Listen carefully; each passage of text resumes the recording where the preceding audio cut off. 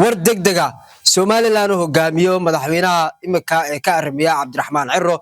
oo kaashanaya sirdoonka Mossad iyo Israa'iil ayaa la sheegay in qorshe halis ay ka damacsan Laascaanood xilli halkaasi ay tageen ciidamo ka socda xooga dalka Soomaaliyeed gaar ahaan kuwa goofa gaduud ee halkaasi isla markaana uu booqan doono khamiista soo aadan madaxweynaha Jamhuuriyadda Soomaaliya Xasan Sheekh Maxamuud si loo caleemo saaro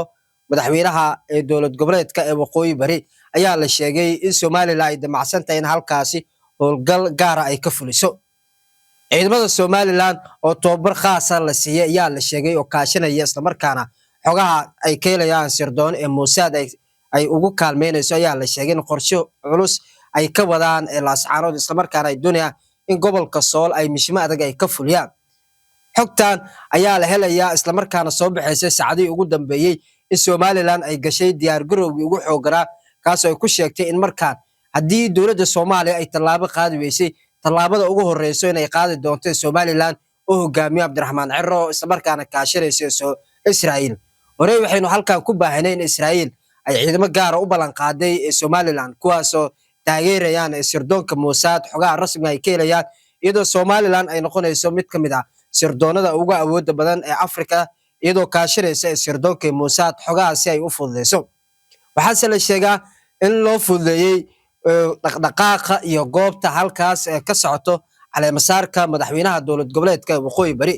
Cabdiraxmaan Ciro ayaa la sheegay in ciidamo gaar ah u xilsaaray mishinkan ay fulin doonaan balse lama oga cidda lagu beegsan doono madaxweynaha Jamhuuriyadda Federaalka Soomaaliya mise carqaladeyn ayay ku sameyn doonaan gobolka Sool ee Laascaanood halkaasi ay ku la sheegay inay ka bilaabmayso caleemasaarka madaxweynaha dowlad goboleedka Waqooyi Bari waxaase la sheegay in arrintan ay caqabad ay ku noqon doonto ciidamada halkaasi jooga isla markaana ay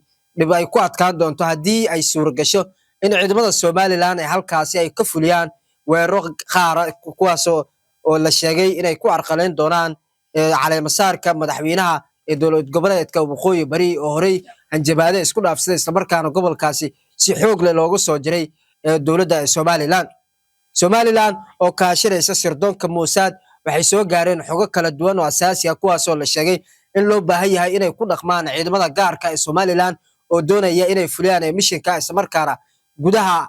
gobolka Sool ee Laascaanood ay ka geystaan weeraro sirdoon kuwaas oo si dhinaca kalena la sheegay in la qarin doono ciidamada fuliya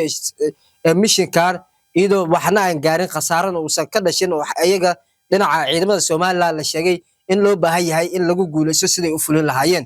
ilaa hadda lama cadeynin cidda ku socotay howlgalka madaxweynaha Jamhuuriyadda Soomaaliya Xasan Sheekh Maxamuud mise caleemasaarka ayay qalqalgelin doonaan oo madaxweynaha Jamhuuriyadda Soomaaliya halkaas u tagi lahaa ayay ka baajin doonaan mise markuu madaxweynaha tago ayay fulin doonaan